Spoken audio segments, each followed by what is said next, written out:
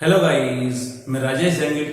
बच्चों, अभी तक हम लोगों ने पढ़ा था कि एक मेटालिक सरफेस जो कि पोटेशियम, रुबिडियम एंड सीजियम की मिलकर के बनी होती है या इन मेटल्स की मिलकर के बनी होती है, उस पर अगर रेडिएशन गिरता है तो इलेक्ट्रॉन्स इजेक्ट होते हैं और इस फिनोमेना को हमने फोटो इलेक्ट्रिक इफेक्ट कहा था। हमने लास्ट क्लास में ही देखा था कि अगर फोटो इलेक्ट्रॉन से इजेक्ट होने वाले इलेक्ट्रॉन को एक पाथ प्रोवाइड किया जाता है तो इलेक्ट्रिसिटी प्रोवाइड होती है या इलेक्ट्रिसिटी प्रोड्यूस होती है, जिसे हमने फोटो करंट कहा था या फोटो इलेक्ट्रिसिटी कहा था।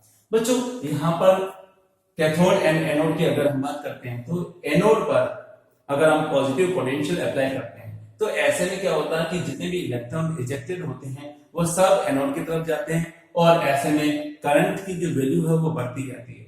ए पर पॉजिटिव इफेक्ट यानी मैं कहूंगा पॉजिटिव पोटेंशियल अप्लाई करने पर क्या होता है कि जो है इलेक्ट्रॉन ए की तरफ मूव करेंगे, मैक्सिमम इलेक्ट्रॉन ए की तरफ जाएंगे एंड करंट जो हमें मैक्सिमम मिलती है अगर एक पर्टिकुलर फ्रीक्वेंसी की लाइट गिरती है तब। तो ऐसे सिचुएशन में मैं कहूंगा case first when positive potential is applied on A,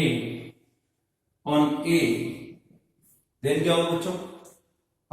Photoelectricity increases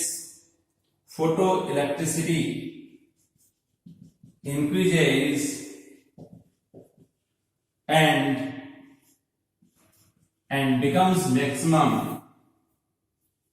becomes maximum, which is called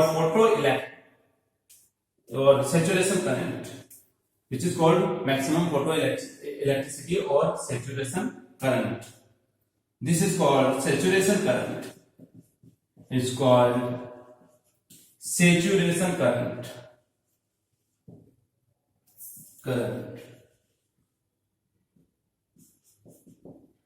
इसको IS से रिप्रेजेंट करें और सपोज करो कि अगर नेगेटिव पोटेंशियल अप्लाई कर दिया जाए इस पर तो क्या होगा? जो इलेक्ट्रॉन जा रहे होंगे ए की तरफ वो रिपेल होकर के वापस से सी के पास में चले जाएंगे, मतलब फोटो करंट क्या होगी? डिक्रीज होगी।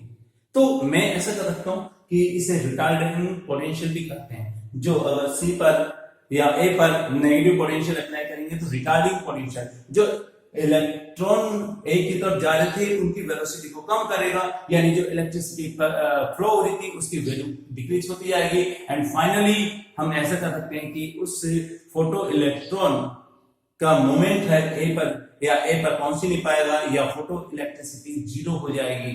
इस सिचुएशन पर हम जो भी आपने पोटेंशियल डिफरेंस ए पर अप्लाई किया था, नेगेटिव पोटेंशियल अप्लाई किया था, उसे ही हम रिटार्डिंग पोटेंशियल या स्टॉपिंग पोटेंशियल कहते हैं। तो वह मिनिमम पोटेंशियल जो कि ए पर अप्लाई करने से इलेक्ट्रिसिटी सर्किट में जीरो फ्लो करने लगती है, उसे ही हम रिटार्डिंग पोटेंशियल या स्टॉपिंग पोटेंशियल कहते हैं। तो मैं इसको केस बी कर सकता हूं। केस बी या second, if negative potential is applied then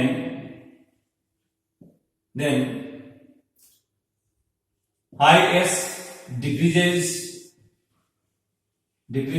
या मैं कहूंगा I decreases and becomes zero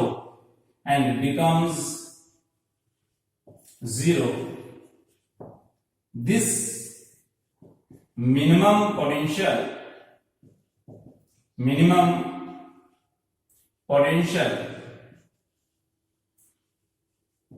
which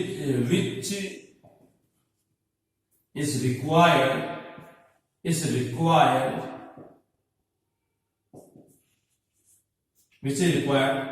to eject an electron with zero velocity zero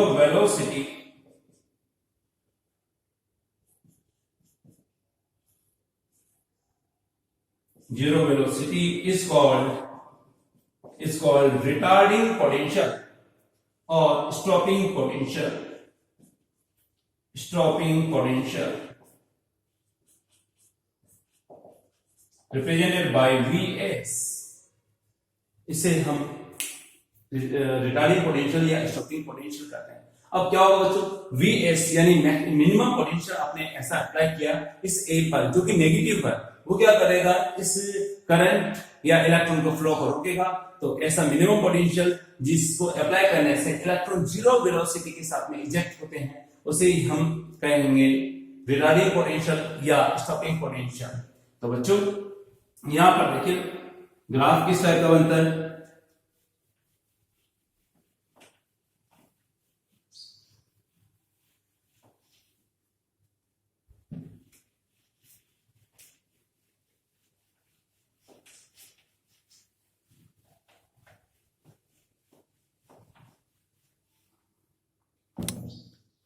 graph जो बनता है बच्चों IS यानी सैचुरेशन करंट या I वर्सेस मैं कहूंगा पोटेंशियल डिफरेंस, उसके बीच में जो ग्राफ बनता है उस टाइप का बनता है।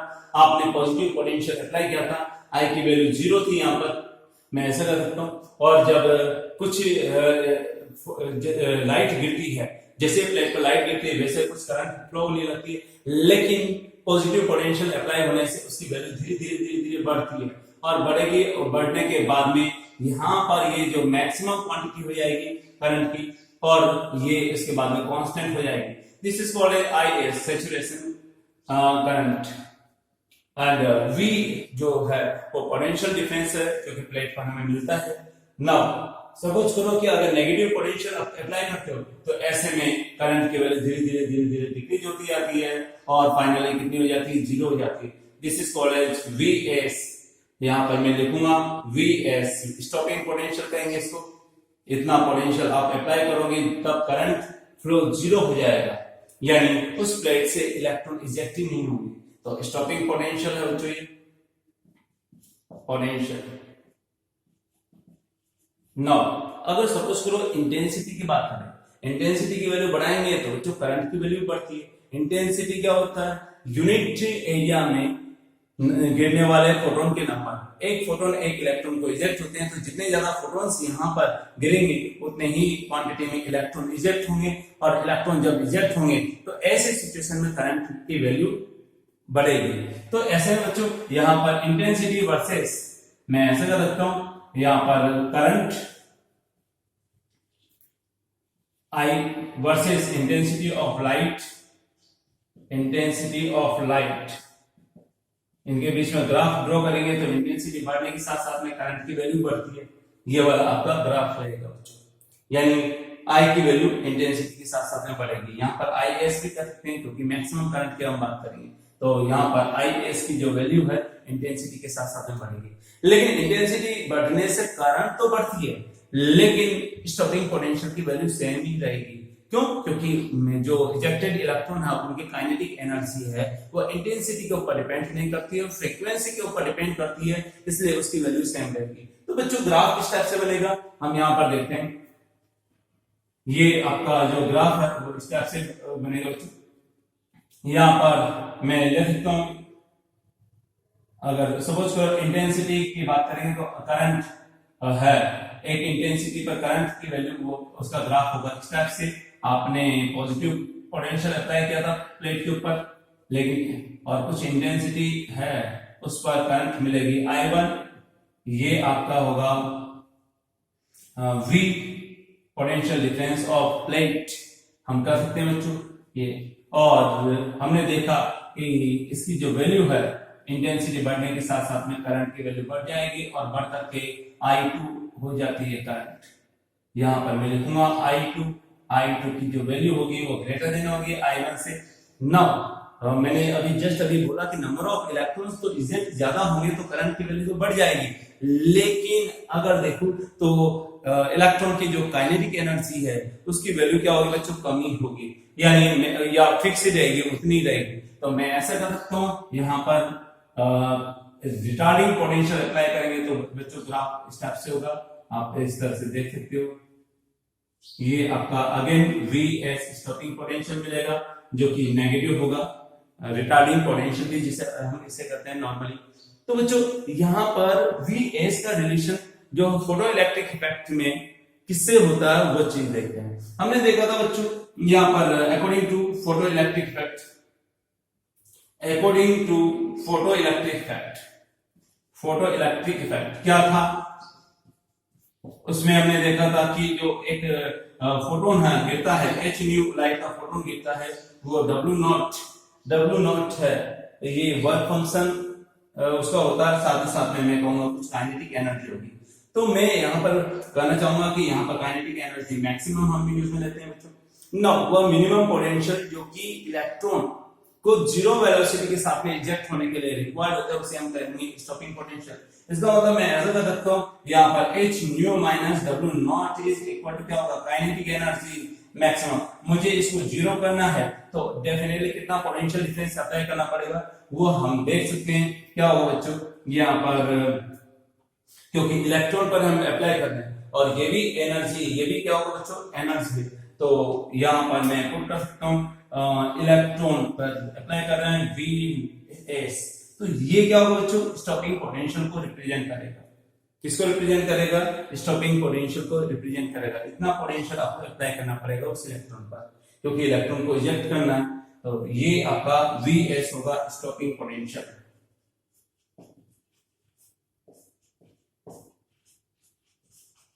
और किस पर अप्लाई कर रहे थे, इलेक्ट्रॉन पर अप्लाई कर रहे थे, क्योंकि इलेक्ट्रॉन इजेक्ट हो रहा था। तो इस तरह से हम कर सकते हैं kinetic energy is equal to EVs, या kinetic energy maximum kinetic energy के इक्विवेलेंट होगा Vs। ठीक है बच्चों, तो इस तरह से हमने यहाँ पे ग्राफ देखा। नाउ फ्रीक्वेंसी वर्सेस करंट, ये वाला भी ग्राफ देख लेते हैं यार। फ्रीक्वेंसी की वैल्यू बढ़ने के साथ साथ में बच्चों काइनेटिक एनर्जी चेंज हो जाती है, क्योंकि फ्रीक्वेंसी अगर थ्रेशोल्ड फ्रीक्वेंसी से ज्यादा फ्रीक्वेंसी की लाइट का फोटोन गिरता है तो ऐसे में उसकी काइनेटिक एनर्जी की वैल्यू इंक्रीज होती है। अब इंक्रीज कैसे होगी बच्चों, हम देखते हैं यार। यहां पर देखिए बच्चों, यहां पर फ्रीक्वेंसी वर्सेस इलेक्ट्रिसिटी ग्राफ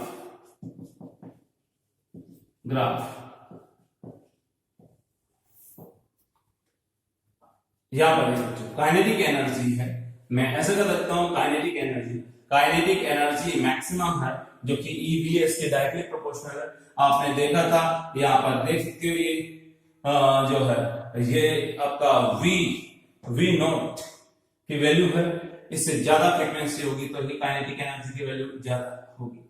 मतलब मैं ऐसा कर सकता हूं कि इस फ्रीक्वेंसी से ज्यादा फ्रीक्वेंसी की लाइट अगर गिरती है तभी वो कुछ न कुछ काइनेटिक एनर्जी के साथ में बाहर रिजेक्ट होता है। एंड हम कर सकते हैं कि यहाँ पर EVs ये जो होगा ये आपका स्टॉपिंग पोटेंशियल के इक्वल हो जाएगा, यानी स्टॉपिंग पोटेंशियल इस फॉर्मूला से कैलकुलेट कर सकते हैं। यानी जो ग्राफ होगा वो EVs वर्सेस फ्रीक्वेंसी भी आप रख सकते हो, वहां पर सेम ही रहेगा। हम कर सकते हैं यहाँ पर जो है बच्चों ये V01 है, दो अलग अलग तरह के अगर मेटल है, या मैं ऐसा कर सकता हूँ कि दो अलग अलग मेटल है जिसका वर्क फंक्शन अलग अलग होगा, तो डेफिनेटली जो ग्राफ होगा वो इस टाइप से हम रिप्रेजेंट करेंगे। ये आपका V02 हो जाएगा, ये आपकी फ्रीक्वेंसी हो जाएगी, इस तरह का ये ग्राफ होगा। दोनों के लिए स्टॉपिंग पोटेंशियल की वैल्यू हम कैलकुलेट कर सकते हैं। क्या होगा बच्चों, ये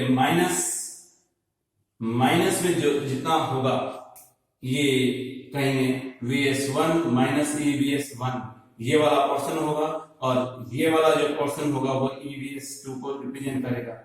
ठीक है बच्चों, क्यों काइनेटिक एनर्जी के साथ में हमने कोरिलेट किया। हाँ, अगर काइनेटिक एनर्जी की जगह Vs रखना चाहते हो या वोल्टेज की वैल्यू रखना चाहते हो तो यहाँ पर माइनस Vs1 ये या Vs1 की जो वैल्यू होगी वो इस वाले पार्ट की इक्वल होगी एंड Vs2 की वैल्यू इस वाले पार्ट की इक्वल होगी। हम ऐसा कर सकते हैं। नो बच्चों, फ्रीक्वेंसी चेंज करने के साथ साथ में स्टॉपिंग पोटेंशियल की वैल्यू चेंज हो रही है एक ही मेटल की। तो हम देखते हैं बच्चों यहाँ पर क्या होगा।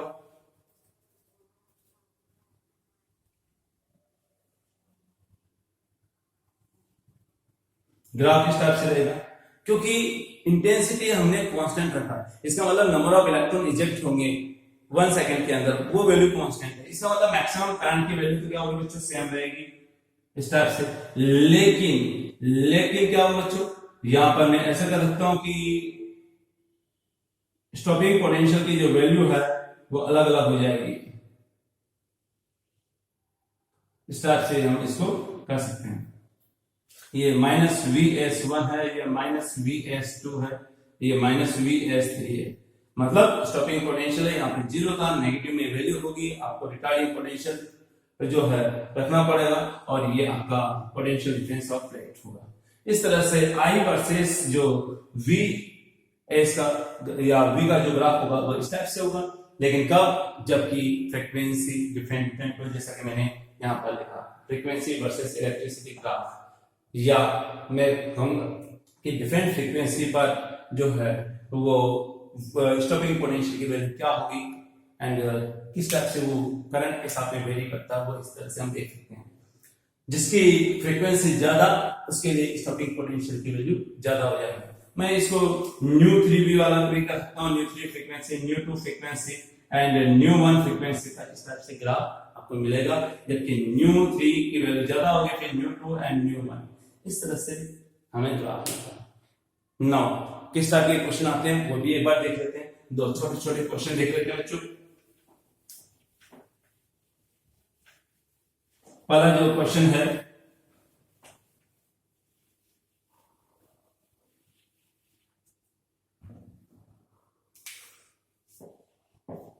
the stopping potential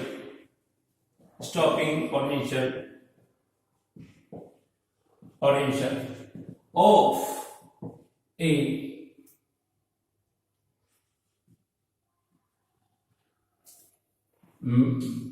ejected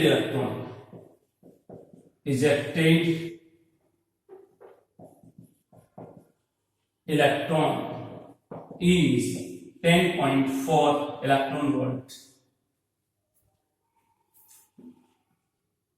which metal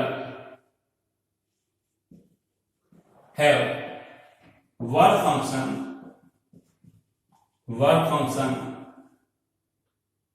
2.0 electron volt.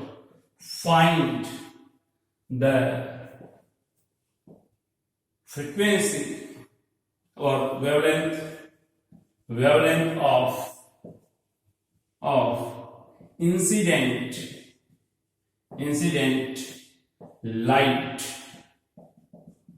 incident light का आपको वेवलेंथ कैलकुलेट करनी है।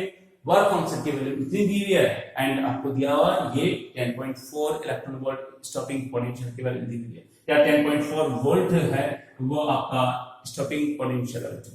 तो मैं ऐसा कर सकता हूं, यहां पर कैलकुलेट करते हैं बच्चों। यहाँ पर we know that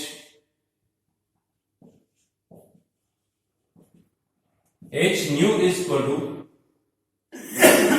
work function plus kinetic energy, and आपको पता है कि Vs की वैल्यू कितनी है, 10.4 वोल्ट है। रख दीजिए बच्चों, इलेक्ट्रॉन पर अप्लाई करेंगे, ये h nu की वैल्यू है, इसकी आपको वेवलेंथ निकालनी है, तो क्या होगा hc by lambda is equal to work की वैल्यू क्या बच्चों, आप इसकी वैल्यू हम देख सकते हैं, वर्क फंक्शन की 2 इलेक्ट्रॉन वोल्ट दी हुई है, प्लस काइनेटिक एनर्जी की जो वैल्यू है वो हम देख सकते हैं। यहाँ पर वोल्टेज की Vs की वैल्यू 10.4 वोल्ट है, तो इलेक्ट्रॉन पर अप्लाई करेंगे तो क्या होगा 10.4 इलेक्ट्रॉन वोल्ट क्या हो जाएगा, यानी 12.4 इलेक्ट्रॉन वोल्ट। ये जो है इस टोटल वैल्यू हो जाएगी work function plus kinetic energy, यानी काइनेटिक एनर्जी होगा स्टॉपिंग पोटेंशियल के इक्वल होगा। मैं यहाँ पर लिख सकता हूँ EVS की फॉर्म में लिख सकता हूँ। चलिए बच्चों, we know that hc, क्योंकि यहाँ पर इलेक्ट्रॉन वोल्ट में दिया हुआ, तो hc की वैल्यू इलेक्ट्रॉन वोल्ट में हम रख सकते हैं 12,400 electron volt angstrom divide by lambda is equal to क्या होगा बच्चों 12.4 इलेक्ट्रॉन वोल्ट। मुझे लैम्डा की वैल्यू चाहिए, आराम से लैम्डा की वैल्यू आ जाएगी, लैम्डा इज इक्वल टू क्या होगा 12,400 electron volt angstrom divide bye क्या होगा 12.4 electron volt.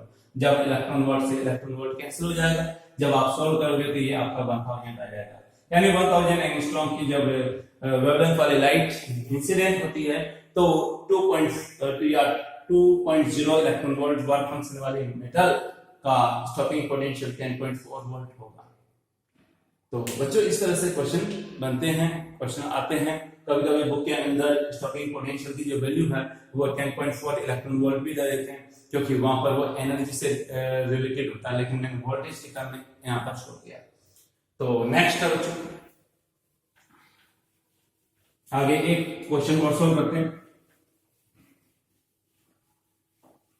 The kinetic energy of ejected electron,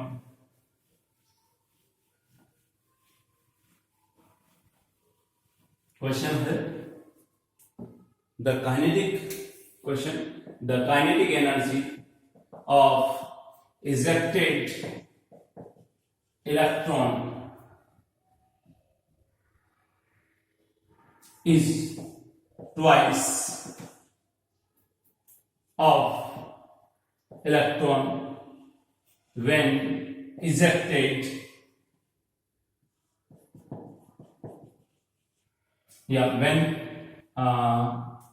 a light of frequency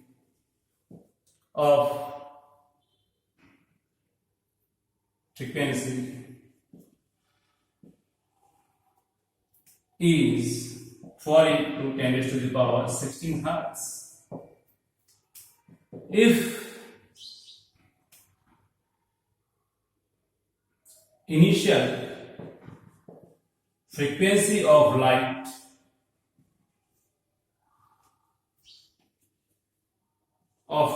is 2.5 into 10 raised to the power 16 hertz, and initial kinetic energy is KE1, then find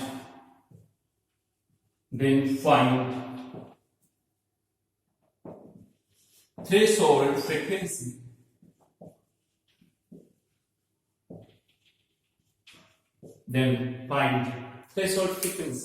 बच्चों question यहाँ पे ये दिया हुआ कि जब 2.5 into 10 raised to the power 16 hertz की frequency की लाइट जब गिरती है तो काइनेटिक एनर्जी हमें मिलती है बच्चों KE1 मिलती है, और जब 4 into 10 raised to the power 16 hertz की लाइट गिरती है तो काइनेटिक एनर्जी पहले वाले की जस्ट डबल मिलती है। तो आपको बताना है यहाँ पर कि उसकी थ्रेशोल्ड फ्रीक्वेंसी क्या होगी। चलिए बच्चों, यूजिंग फोटोइलेक्ट्रिक इफेक्ट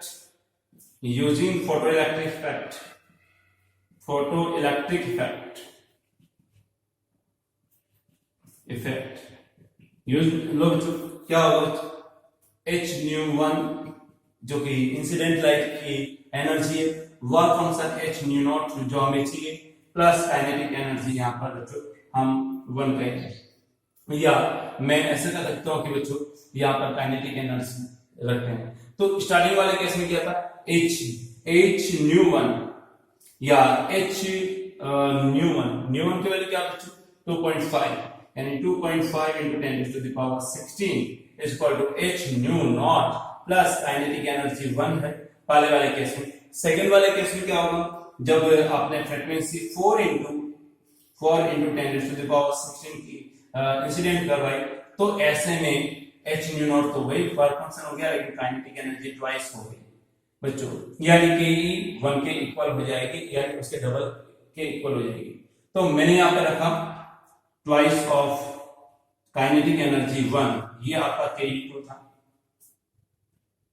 क्या करें, अब काइनेटिक एनर्जी को तो रिमूव करना है, मुझे ये चाहिए nu0 चाहिए, तो ठीक है क्या करें, इक्वेशन फर्स्ट को 2 से डिवाइड मल्टीप्लाई करके सेकंड में से सब्ट्रैक्ट करवा देते हैं। तो यहाँ पर लेते हैं इक्वेशन फर्स्ट मल्टीप्लाई बाय 2, जैसे ही मल्टीप्लाई करेंगे तो क्या होगा 2.5 into 2 is equal to 5, तो यहाँ पर 5 into 10 raised to the power 16 h is equal to क्या होगा h-nu0 प्लस काइनेटिक एनर्जी, यानी यहाँ पर भी 2 आ जाएगा बच्चों, क्योंकि 2 को इससे मल्टीप्लाई करेंगे तो इसको भी 2 से मल्टीप्लाई करेंगे, इसको भी 2 से मल्टीप्लाई करेंगे, तो 2 काइनेटिक एनर्जी 1।